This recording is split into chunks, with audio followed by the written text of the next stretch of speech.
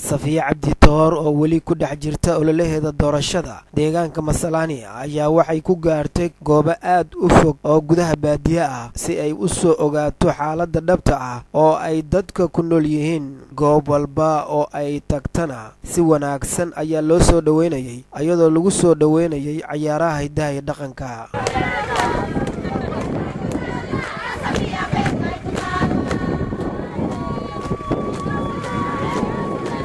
dadka ay kulamada la qaadanaysay waxay isugu jireen guud ahaan bulshada noocyadeeda kala duwan iyadoo ahmiyadda siinaysay dadka saboolka.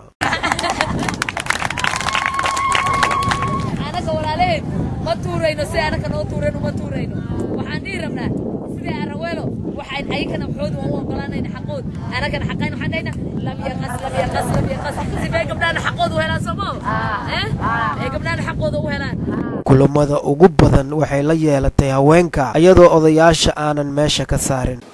dadka la taagan Sophia waa dad samawada leh oo wiil samawada leh ay kuma sheegeen laakiin inaad miisaan saartaan rabnaa oo tiraadaan inay Sophia maxay qabatay kana Sophia maxay noo sheegtay. dhibaatooyinka ugu badan ee haysta dadka ku dhaqan gobolka waqooyi bari ee Kenya ayaa waxay tahay wadooyinka dhaadheer ee safarada lagu galo iyadoo wadada isku xirta magaalooyinka Garissa iyo Ijara ay aad u xun tahay isla markaana Marwa Sophia Abdi ay indheeda ku soo aragtay dhibaatada wadadaasi kadib markii ay dhiiqa ku galeen kolonyadii gawaarida ahaa oo ay la socotay.